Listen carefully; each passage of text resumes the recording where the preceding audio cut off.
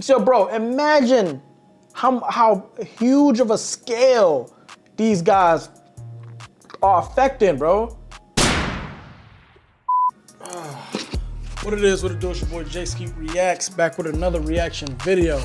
Listen, today, as y'all know, I tried I tried to live stream for y'all, and sadly, it did not work out the way I thought it would, man. So yeah, I'm just gonna have to do a Suicide Boys Before They Were Famous video, standalone video, I guess. I'm still working on trying to figure out how to get this live stream thing to work the way I want it to work in order to give you guys a better experience. But welcome back to the channel. I'm glad you're here. All right, you already know, subscribers, you already know what time it is. Yak Gang, Road to 2,000. Newcomers, peek your head and see if there's something you like. Hopefully you decide to stay. But without further ado, we're gonna get straight into the video, man. All right, let's do it. Look at me, I'm on. Look at me, I'm on. Look at me, I'm on. Look at me, I'm on. Can't stop, keep going. McCredden back alone. That's what created this family that we now share. What's going on, guys? It's your boy Michael McCredden back at it again with an updated video. This one taking a Damn, look he at the loud as career of shit. Suicide Boys prior to fame. Here for you, of course, before they're famous. Now, I took a look at the story of these two a couple years ago, and you guys have been asking for us to go back and fill in some blanks wherever we could. Then when we update these videos, we hit you guys with clips, pictures, and information that wasn't available. Can y'all see me? Time up to bat. Now don't forget to let me know who you want me to document next in the comments down below. All right, now let's get into this video. Yo, shout out to this content creator too, Before They Were Famous. Shout out to you. Shout out to you. Shout out to you. I want to give everybody their credit. Hey, be sure to subscribe and hit that bell. But listen, y'all, man. Listen, before we start this joint, earlier I tried to stream and it went horribly wrong. My camera kept turning off. Computer overheated. Like I told you, man, I got an iMac. And it's not really good with streaming or gaming or anything like that. I'm not sure. Well, mine isn't at least, so I don't know, bro. But listen, that's why I put the Cash App in the description below. And I mean, you guys don't have to. You don't gotta donate. You don't have to do anything. But you know, I appreciate those who do. It really helps out the channel a lot. And as you can see, the channel needs some help. Studio's empty. Computer shutting off on me. Cameras overheating and shutting off. You know. So a lot of things need to be, done, but I appreciate everybody who assists and makes the channel what it is. So let's get straight into this reaction. Otherwise known as Scrim, otherwise known as Scott Arsenault Jr. Well, he was born on April 11th, 1989 in Merrill, Louisiana. Now, he was born more than a full year ahead of his cousin, Ruby DeCherry, otherwise known as Aristos Norman Petru, who was born on April 22nd, 1980. Now, their moms, they were sisters, and despite the fact that both boys, they grew up in the same city of New Orleans, well, their moms, they kept them apart from one another as much as possible because they would often get in trouble with one another. Our moms are sisters, and whenever me and him would get together, something would happen. Like, just stupid kids, or like burning down some like breaking some like getting in fights, whatever. Damn, they was some badass kids, bro. And the thing is with our moms, like, my mom would blame him and his mom, be like, they're not a good influence. Then his mom would blame my mom and me, be like, he's not a good influence. So growing up as two white kids. Yo, you know what's funny? When you hear their music, like, they like kind of like force you to think about like all the times. You know what I'm saying? But with this video, I'm looking at interviews and I'm seeing them actually speak, like not rap. You know what I'm saying? Not rap, no beat associated or included. I get to see them in a more you know what I mean? Human element. You know what I'm saying? I get to see who they are. You know what I'm saying? Personally. In a heavily populated black neighborhood, well, the two naturally gravitated towards rap music early on in their lives, with Lil Wayne being a huge influence on both of them. But considering how different these two look from everyone else around them, well, they were too self-conscious to try rapping themselves at first. Now, instead, they split up and they tried to tackle the music industry by going their separate ways. Now, Ruby, he played a number of instruments from an early age, including both the violin and the... Oh, he's older.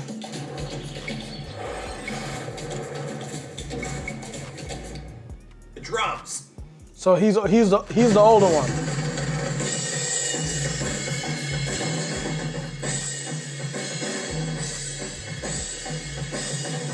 technical skill, it led him to try his hand at what angsty white boys tend to do, which, you know, is to join a punk rock band. Started at 13, been playing live music and punk bands since then. It got really frustrating after 12 years of never amounting to nothing.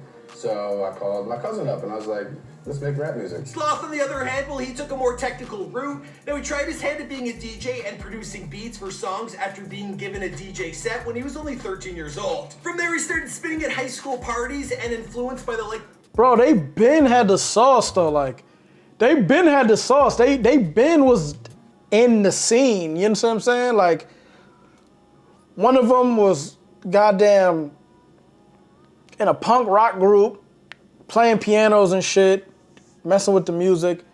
And another one was DJing, know what I mean? Battling and shit. Kanye and T-Pain. Well, he began crafting beats on a laptop that he had bought from selling pills on the street. I used to be obsessed with T-Pain, so long story short, I found out he made a couple songs like I'm in Love with a Stripper on GarageBand on his Mac, and I was like a fucking big pill dealer at the time, so I left instantly, went and bought a Mac, and started making beats at 19 years old. Now, he released several solo projects under the name Scrim, including Narcotics Anonymous. Okay, so Scrim is the skinny one. Too, and patron saint of everything totally f***ed.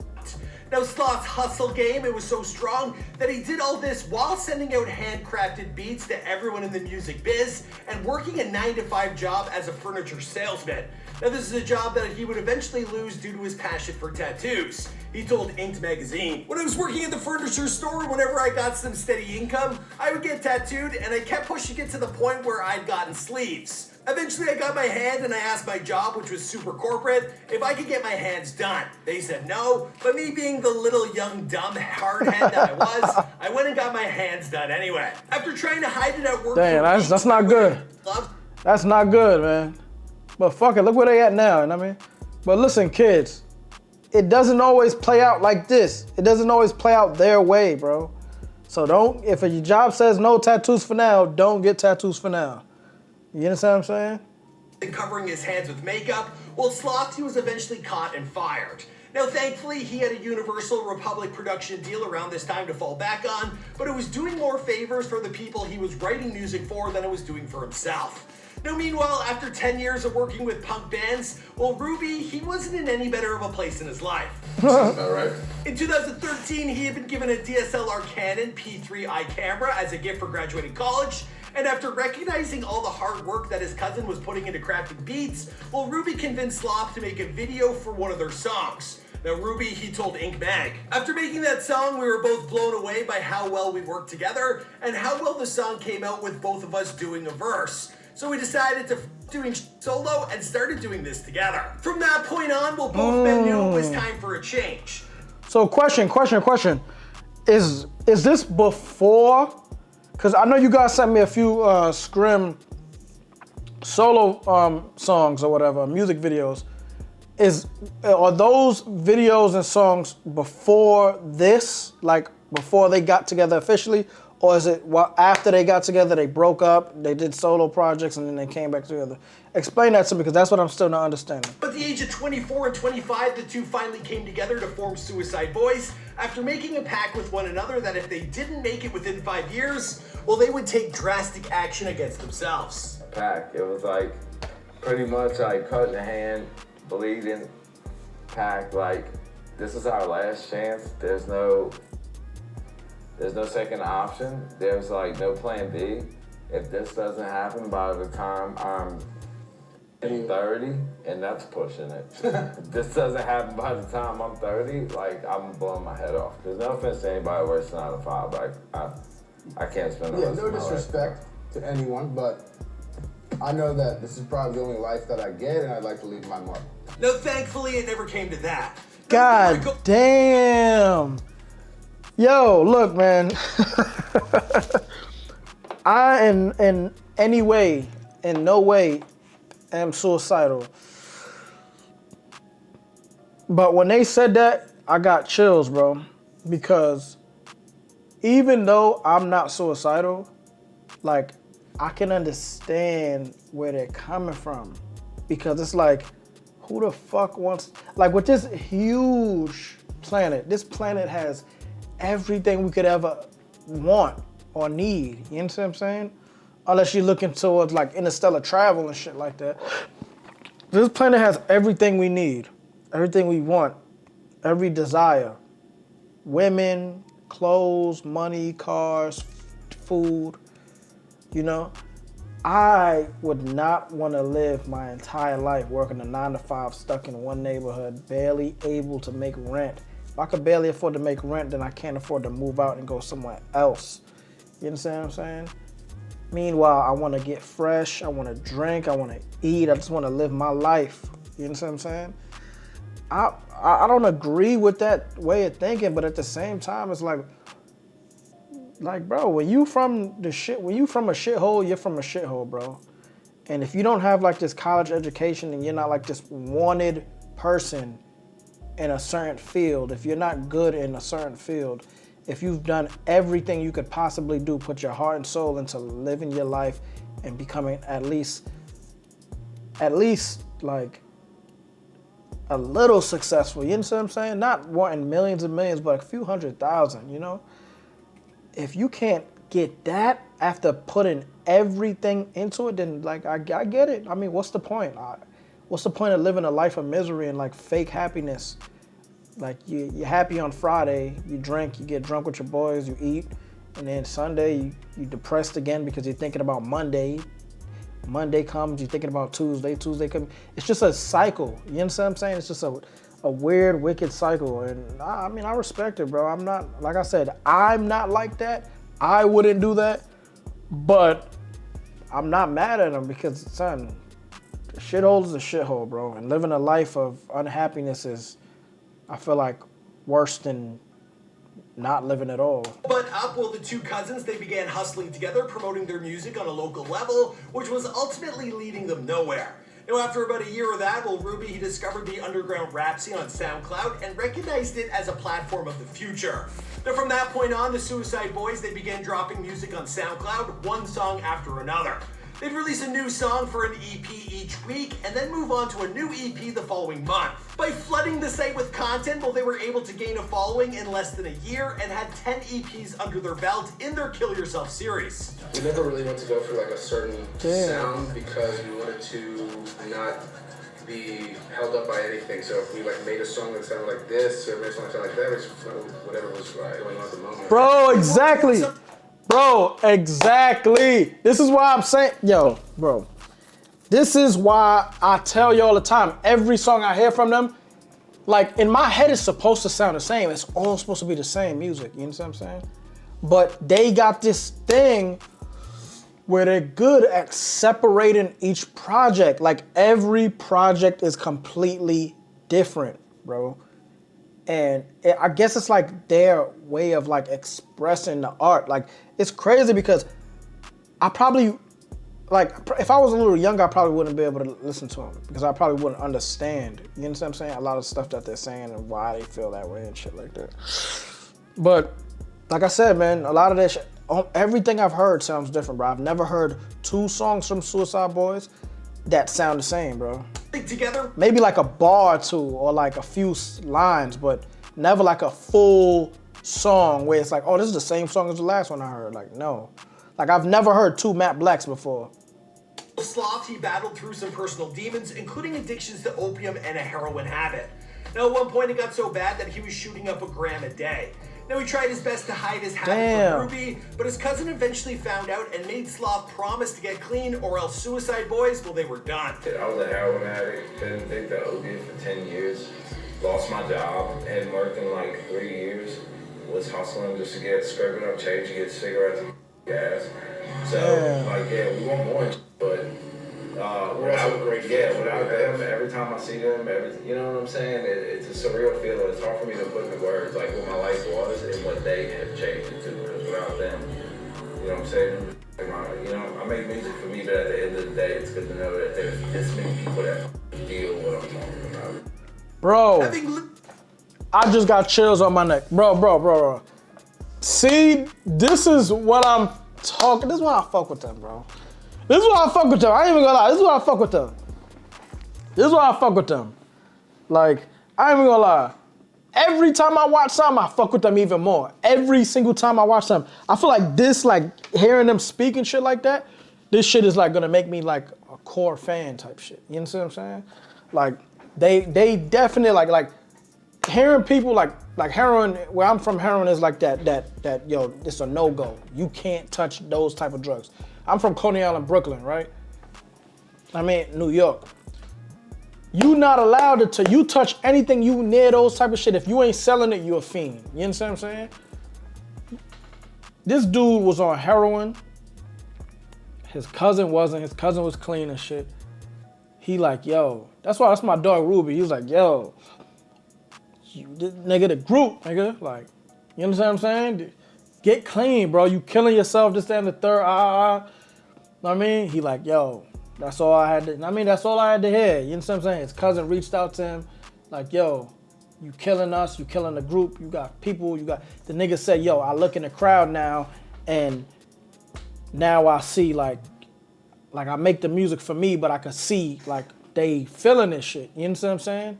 And I got a story, he got a story to tell. That's how I be feeling sometimes when I be making my videos, you know what I'm saying? Like, it's the same exact way when I be responding to y'all comments and shit like that. I feel like it's like we like a team, or like we all in sync with each other, like blood. You know what I'm saying? I think this is why I fuck with them so heavy, bro. I mean, like, I know people I grew up with, almost none of them fuck with them just because they white. Just because they white and they scream a lot and well, I mean, I'm tired. I'm supposed to be outside taking care of business, but I gotta do this shit real quick. But I ain't even gonna lie. They wouldn't fuck with them just because of how they look off the rip. You know what I'm saying?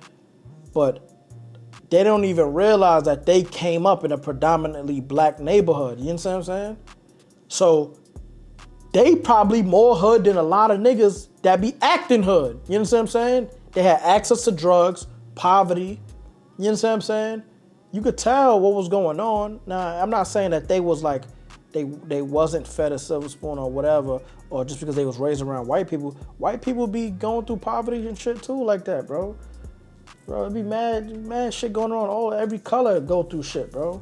Drug overdoses, family, death in the family. Everybody go through the same shit. We all bleed the same shit. But yeah, my fault, I'm going on a rant right now, but I'm just saying that this is how I feel sometimes when I be going through the comments and when I turn my button on and my camera ready and I got my mics all charged up. I be ready, like I be feeling to make videos, bro, every day. I know y'all seen, like I be going like sometimes I do like 6-7 drops a day type shit, you know what I'm saying? Because I just like to, you know what I'm saying? I like to hear from y'all type shit. Like I love to hear from y'all. Like just having like new friends, you know what I'm saying? But even though I do like videos, I do a bunch of other reactions, like suicide. Also, guys, don't be afraid to check out my other reactions either. I got a shitload of other reactions, bro. They not Suicide Boy related, but I just feel connected to Suicide Boys, you know what I'm saying? So I try to make sure I at least record one a day, you know what I'm saying? I might not drop one every day, but trust me, it's recorded and it's ready to go. I just got, I'm dealing with a lot of bullshit, but anyway, man, I feel the same way. Let me just get back to this video, man. Through the stories of my fault, I be chatting, I be ranting, bro. Like sometimes I be ranting. Sloth's recreational activities, they had to be dealt with. Now Sloth, he entered rehab and he was able to kick the habit. Together, the cousins, they kept one another in check with their battles against depression and addiction, saving one another's lives in the process. Now their name, it might leave parents and journalists clutching their pearls at the group's image, but when you take a look at the duo's backstory and understand that they're talking about real things that have happened to them in their lives, exactly. Well, you come to the realization that by sharing their story, they're actively helping inform kids all around the world who are going through similar things. Now, Sloth, he had this to say. Every story is the same, and I get chills talking about it now. But these kids are talking about how we save them from killing themselves or how they're clean off drugs. Kids who are scared to get therapy and scared to be stigmatized, or because of the way the system is, may not be able to afford to get help, they find that in our music. Facts! Considering where they started... Fucking facts! Facts! I said that shit in one of my videos. I said that shit in one of my reaction videos. That's a fact. I'm tired of going on Instagram and seeing niggas running their mouth talking about Suicide Boys, talking about, oh, they name is this and that. Every time I bring that shit to one of my niggas back in the hood, they got something stupid to say. Oh, why they name Suicide Boys? Oh, why they look like that? Why you look like that, nigga? What the fuck? Why you look like that? I would never listen to nothing like that. I would never let my son hear nothing like that. I would never let my niece or nephew hear nothing like that. You know how much suicides we be having in the hood, bro? Out of nowhere, random. You ain't even see it coming. Imagine if they had an outlet like this to help them get over the issues that they got going on. We gotta do better in our community and other communities too. Not just black people. Indian, Asian, Hispanic, white. Just because they name is Suicide Boys, it don't mean they represent wanting to kill themselves, bro. Like, y'all gotta like really smarten up, bro. Listen to their lyrics, bro. That's why I be doing my lyric videos with them, bro. That's why when I be doing my reactions to other videos, their name usually come up all the time in almost every video. Because they force you to think about certain shit. They literally, hold on, because y'all motherfuckers think it's a joke. Every story is the same and I get chills talking about it now. But these kids are talking about how we saved them from killing themselves or how they're clean off drugs. Kids who scared to get therapy and scared to be stigmatized or because of the way the system is may not be able to afford to get help. They find that in our music. And it's just not an artist saying that. There's millions of adults, millions of kids that agree that say these things, which is why he knows this. He's not self-proclaiming that he helps millions of people. Millions of people are coming to him. They're coming to them, bro. These celebrities, they get these letters. Come on, bro. So, bro, imagine how huge of a scale these guys are affecting, bro. When I was in high school alone, I used to see all the time the kids that got bullied. I was one of the kids that used to get bullied, right? But I wasn't like, I'm gonna go down without a fight. I'm going down like, I'm not gonna go down without a fight, excuse me. I seen a lot of kids that didn't have the same fight as me. You understand what I'm saying? They just didn't have the fight in them. And there were kids that in my school, in the military, that killed themselves because they didn't feel like they had support. You understand? And that's the shit that kind of break my heart because there's love and family for everybody, bro. There's love and family for everybody. Everybody deserves love and family. Now, once you start building on that evil shit, that's when you don't deserve shit. But everybody, I feel like, deserves a loving family or at least friends. That's why I call my subscribers family because this group alone has introduced me to nearly 800 people, subscribers, that I know came strictly because Suicide Boys. They're loyal to a cause. It's not that they only watch my channel because Suicide Boys, it's because they're loyal to a cause. Which in turn, now a lot of people that I've met through YouTube that do Suicide Boys content, you understand, that are Scrim fans, that are Ruby fans, they contact me personally. I speak with them, bro. They comment on my other videos. It's not just that they're interested in this. This is a community, it's a family. You understand what I'm saying? They care about this, the cause, the overall cause. They care about the cause. You understand what I'm saying? That's why I always push. That's why I always do a Suicide Boys video because it's bringing a lot more people to me and I get to interact. That's what I get. Yeah, I get subscribers, but I can't monetize anyway. It doesn't fucking matter if I have subscribers or not. I'll probably never be able to monetize, bro. I probably won't monetize. I don't know. I probably won't. I have enough money. I'm good. You understand what I'm saying? I have money. I'm not rich, but I have money. You understand what I'm saying?